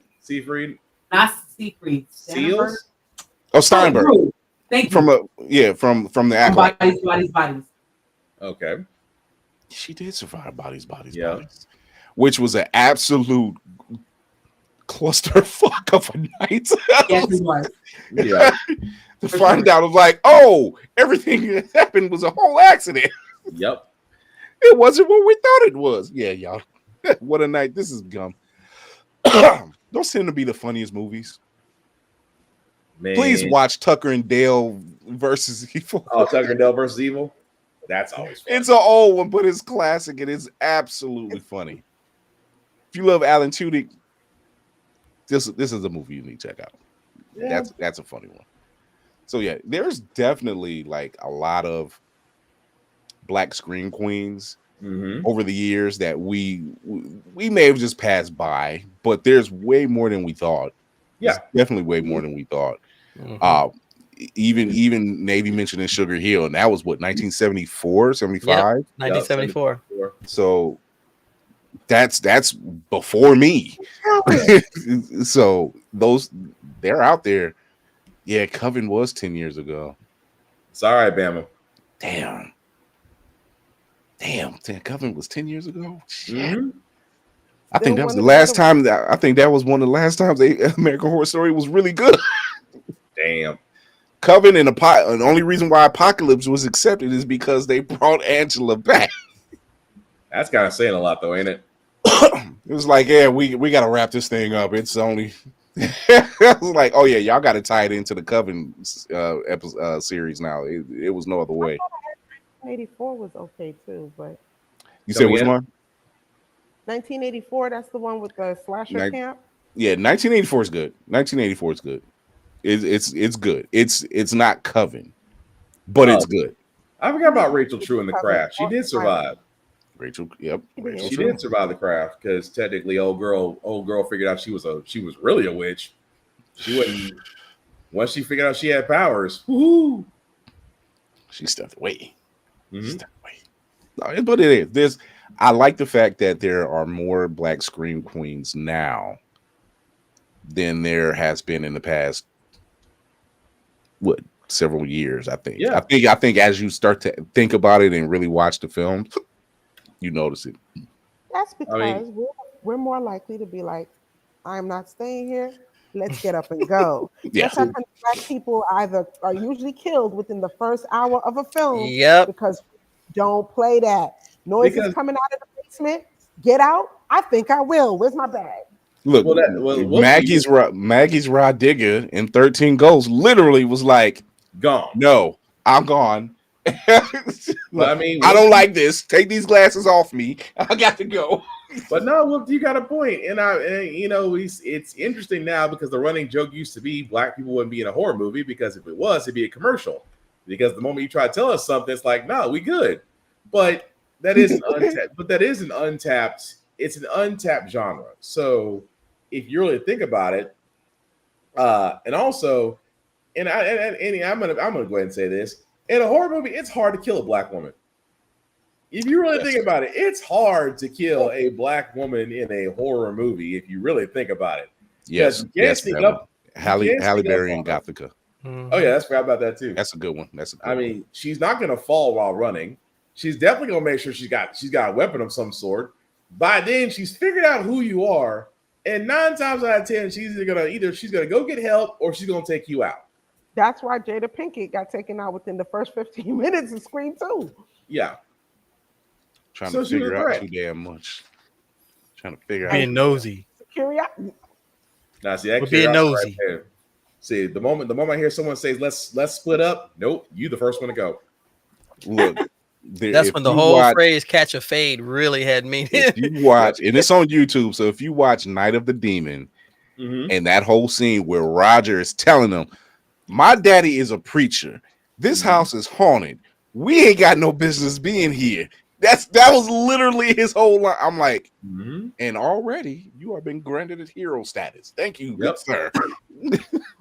Sir, you let common sense be your shield. Absolutely.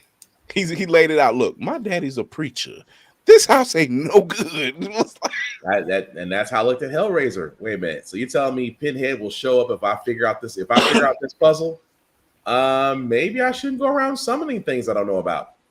I mean, Candyman minded his business. Candyman said, "I got who I wanted to get. Leave me in the spirit world where I belong." No, many of the Black people in Candyman said, "Hey, we don't." Oh, old girl just. Speaking of which, I'm about to say the mom. Yeah, the mom survived. Yeah, she was like, that mom. She did that. I never seen someone do that. Claps and snap fingers. Don't say that. Don't. Actually, the mom and homegirl who is Tiana Paris. Yeah, yes, Tiana Paris in the latest Candyman film. Yep, she's like they. I mean, even you got to think he didn't want them. And let's also be honest. Look at Freddy versus Jason, where Kelly Rowland. I mean, look how far they had to go to get her. You had to basically sacrifice yourself for the white girl. He wasn't even interested in you. So he wasn't even looking at you. That's the part that kills me. So could we say that Candyman is a horror version of Jungle Fever? Yes. Yeah. Pretty much. Playing in that damn snow. They wanted that snow so bad. They wanted a blizzard. Yo, Nick, literally the words on my stepdad's mouth. Playing in that damn snow. Your name better not be Snowflake, or I'm leaving. That's all I gotta say. He's like, yep, bees and all, messing with that white girl. She was in need Like, of Dr. I never felt so much judgment in that scene when that was in the movie theaters and the bees got him. You just heard the judgment from all of them. Like, see, you can almost hear some people pointing to their men going, see what happens when you mess with white women. When I'm gonna tell myself 14 years old watching a rated R movie, and that's all I heard in the movie theaters. That's what happens when you mess with white women. Yeah, that's what happens. See there? See there? That's what you hear that. See there? No, or you hear this cacophony of Yeah, that part. You know what that means. Ain't no finger pointing. Don't even need to look at it. Say she wouldn't even all that to do all that. Now what's popcorn good? It's the best popcorn I ever had.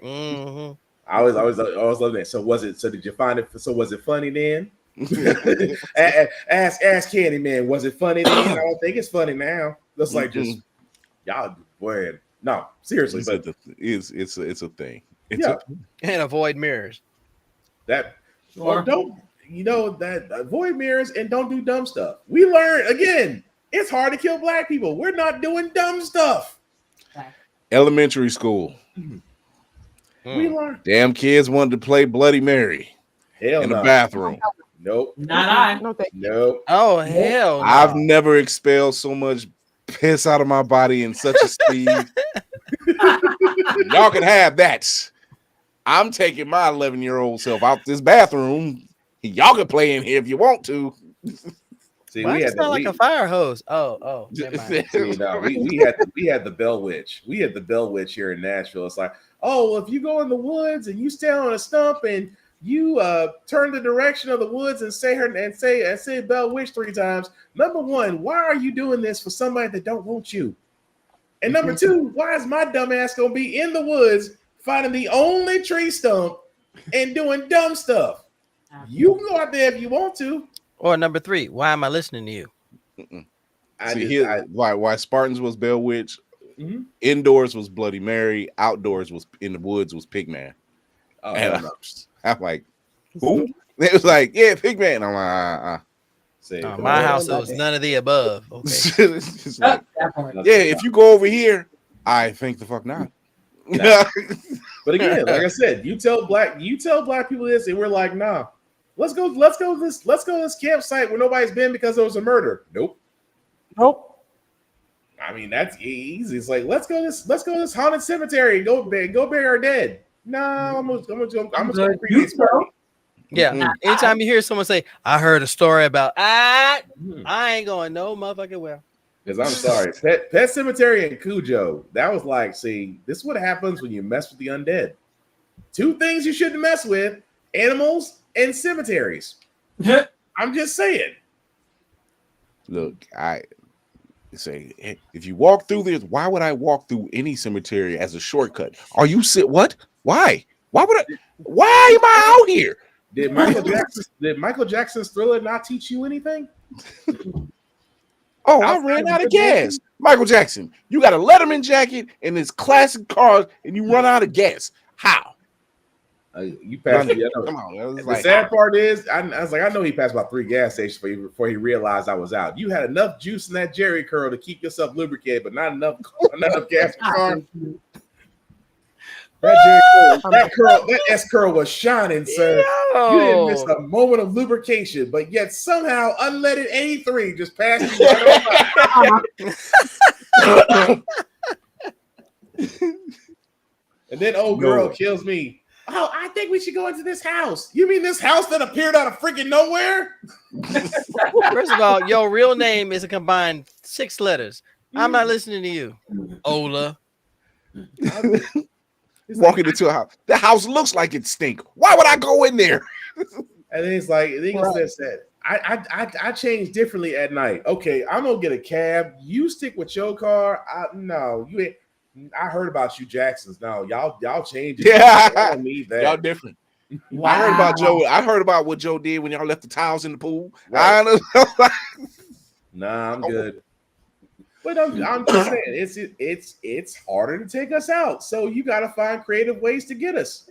And who else can get black people but black people?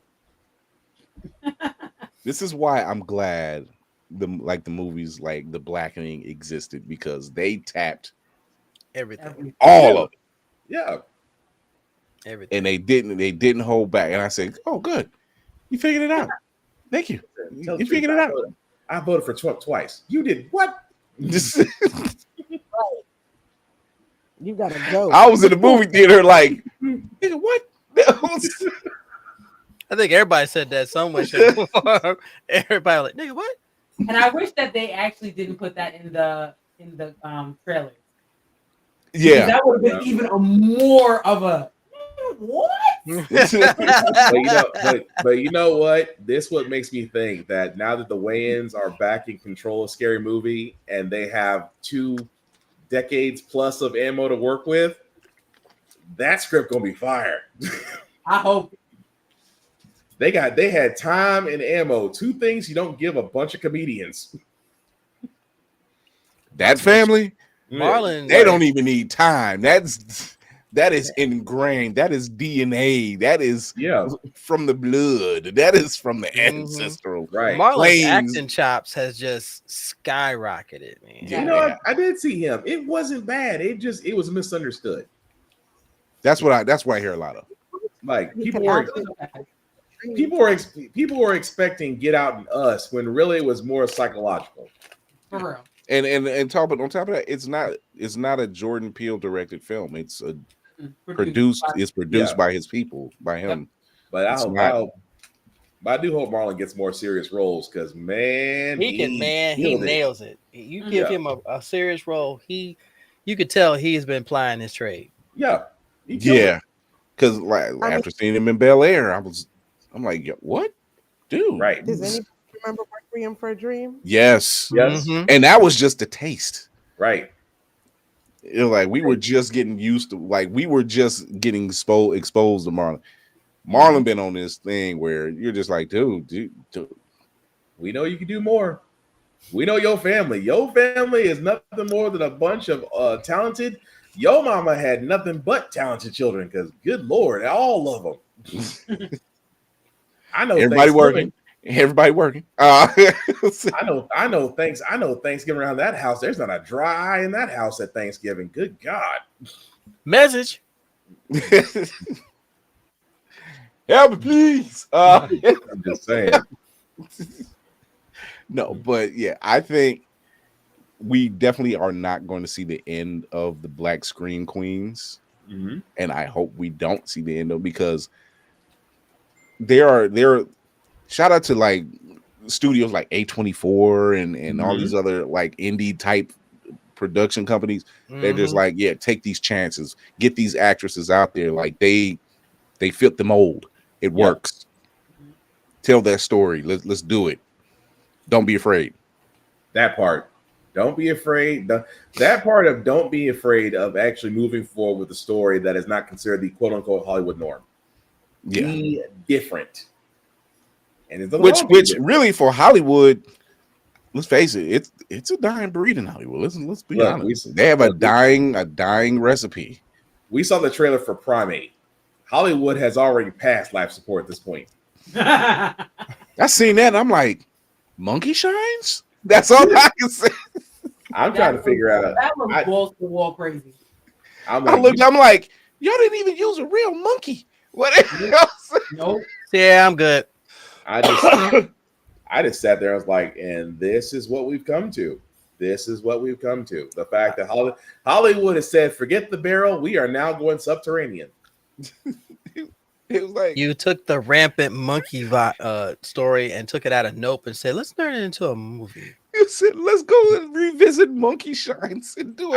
I can't wait for Uncle Ruckus to come out of nowhere. See, that's what you get for messing with the monkeys. Hate you. That's what you get. I can see that monkey, those white people treated you so well, but look at you, your monkey with monkey. Look at that. They got them smelling like vanilla, and here you come funking it all up. Here come the white people come around here. Smell like lemon pleasure furniture polish. You know they know how to taste them. And you darkies out here just messing it all up for the good white people. Oh my God. Where's Gary Anthony Williams will be needing? Oh, he would Say what? Black Spartan definitely nailed that though. Like, he would have had right there for you. Gary Anthony Williams would have had a field day with the Primate trailer. He would have been, if you gave him that, all you needed was the tuba to come in, and just he would have had so much fun with it. I sure would have loved to be where that monkey is, to be around them white folks and be treated as such. But treating no, them all good now.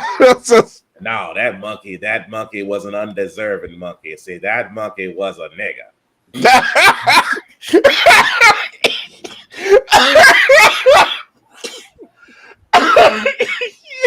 Look at Whoopi's face. She's like, oh, disgusting. I'm gonna take my whole hair down. My whole hair down because you. I may have channeled Uncle Ruckus a little too much. I apologize. You may have. You may have. I apologize profusely. I apologize. I don't know why you apologizing. Oh man, Tafari said, did we even see the director? No, I don't think we did. No, I don't think we did. That director was in the same hole as Diddy. We didn't see where he came in or out. But they kept pushing Jordan Peele, and people's minds think, oh, this is Jordan Peele movie. No, it's not. It's produced by Jordan Peele in his company in Monkey Paw. You know, it's not a Jordan Peele movie. So, but still, here we are, right? But once again, like you said, Spartan, I've gotten no same reactions from other people that seen it. They was like, yeah, like CJ over at 3 Black Geeks. He said he's seen it. He's like, I liked it. He said Marlon did a great job acting. The acting actually was really good. And on top of that, they said you have to have a strong understanding of what's actually happening in that film. Which, even if it was a Jordan Peele film, you still need that level of thought process. Yeah, because hidden messages. I mean, there were so many hidden messages in Get Out Note. Like, come on now. There was layers. Yep. I mean, especially with Get Out. Get Out had me wondering, like, see, I don't even like milk. I'm lactose, and I wouldn't even trust you sipping milk and eating Fruit Loops by themselves. That was the one time I remember I was gonna go work out afterwards, and I got chocolate milk instead of regular milk. Like, nope, I can't take that chance. Not in this gas station where old boy was eyeing at me. Nope. She was so racist that she was separating the colors from the whites. Yeah, exactly. That's a serial killer. I don't even look at that girl saying, because I see you was in Megan. Thank you. Like, yeah. Thank you. I got trust. You are up to no good, my dear. Girl, man. I did not see Miss Regan. So what? You didn't see Megan? I was watching Megan again the other night, last week. So I was just like, oh, this is on. Okay, I check this out. This is hilarious. No wonder they went straight comedy almost on the second one. I need to check that out too. Well, it's that time. We are checking out, people. We got another day this week. Tune in later this week. We have guest Danny J. Quick from Ace Blade Comics talking about Ace Blade and talking about his new Kickstarter that he has going off. Not to mention, he's joined up with Blerd Station. So you'll be seeing some Ace Blade being animated more than likely pretty soon. So, Whoopty, let's start off with you. You can find me at What You Freaking Do on Instagram and YouTube. For some reason, everybody's name's been covered up today. Our names have been covered to protect the innocent. Yeah. Right now, I'm doing my 31 days of Halloween nails. I just did day 31. 21.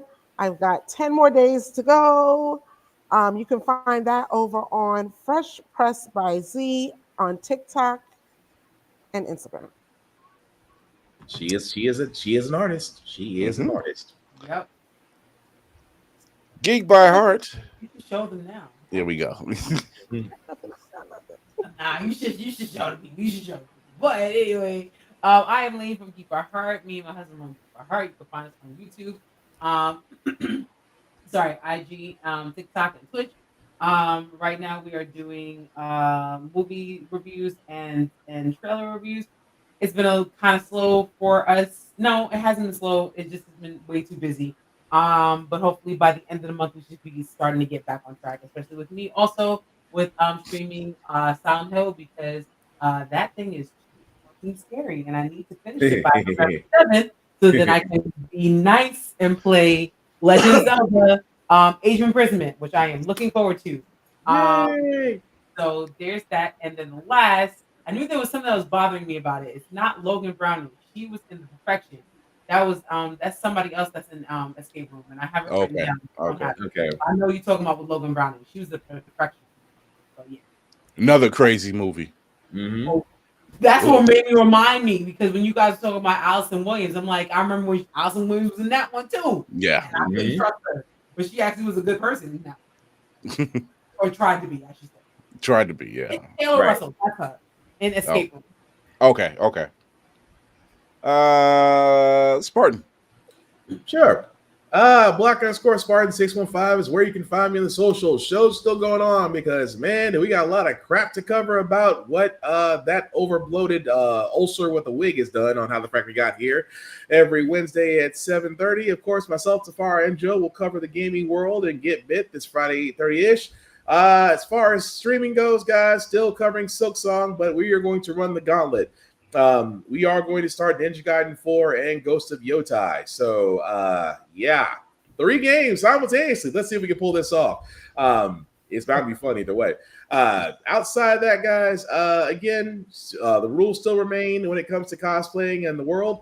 Cosplay is not consent. Please treat people like human beings. It's not that freaking hard to be effing decent. Number 2, soap is important. So is deodorant. So is clean clothes. Please wash your ass. It's getting cold. Flu season's coming around the corner.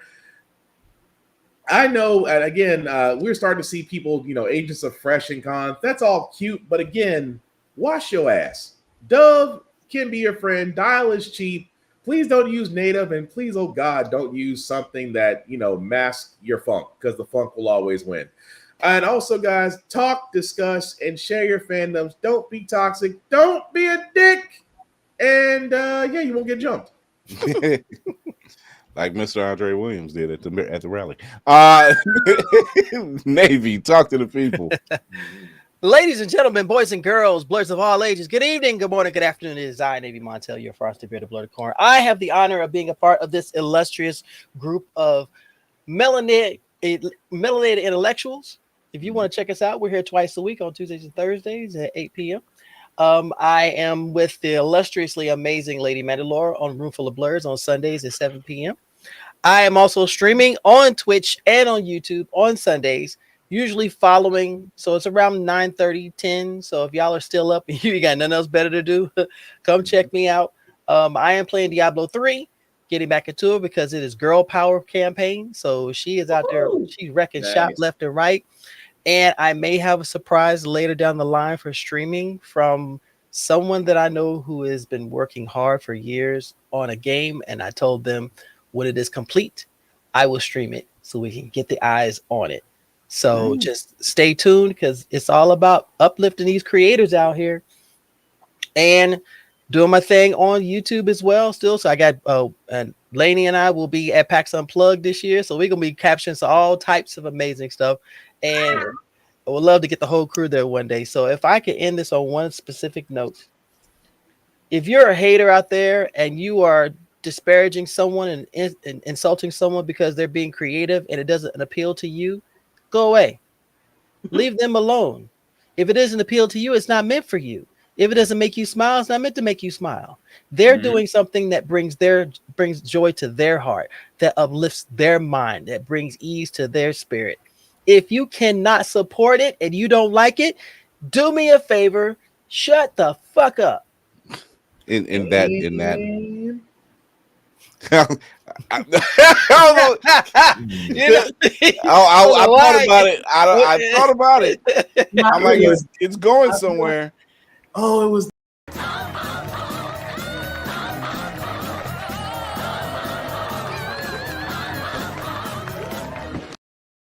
gotta get you a better picture. I look like I'm looking at something or something. Just oh wow, is that blue? Look like you got the it's so shiny, the it's so shiny moment. Just that looked like is that a badge? Oh Yeah, my it's god. Pokemon. I am the man on the wall, captain of the ship, Chris Fury. Thank you for tuning in. We are live Tuesdays and Thursdays, 8 p.m. Eastern on YouTube and Twitch. You can watch past episodes on Always Press Record through your Roku and Amazon Fire devices. Also, be sure to check out from all of our platforms and the Blerd Station IG page, the latest animation showcase that's going down at Blerd Station. Yes, we have several animating companies who have joined up with Blerd Station. So if you've been watching what we've been doing, what we are having come again, showing up once we launch, it's beautiful. Mm-hmm. Shout out to Creative Theory World, Rock Bottom Studios. Was it Colored Animation? I think it is. Mm-hmm. Yes, it's four of them, but they are doing fantastic work. They look amazing, and if you've watched the show before, you know Creative Theory World's been on at least 2 or 3 times already. Yep. So you know all the stuff that's coming to Blerd Station. Whew. It's a lot. It's a lot. It's a lot. Live action and animation. Got a lot going on right now. So go check us out over there. Be sure to sign up because that window is actually closing now. Mm-hmm. So soon, you know, you want to get in where you fit in as best you can. Go to blerdstation.com and go sign up there.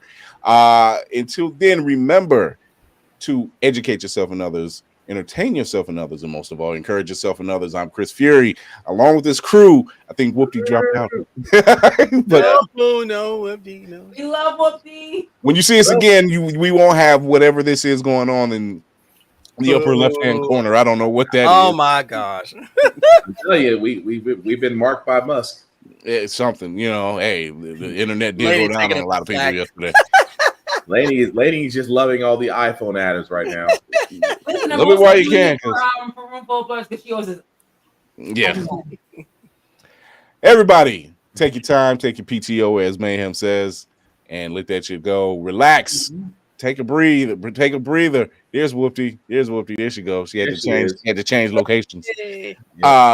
Be sure to check us out wherever you listen to your podcast. Watch us live. Show your love, your appreciation, and your support by hitting that like, subscribe, notification bell, all that great stuff. Keeps the boat afloat. And we will see you Thursday with Danny J. Quick and God knows what other horror stuff we'll be talking about. But we'll be talking about it along with some blerdy, nerdy news. See you guys soon. Have fun. Let's get out of here. Yeah. Well.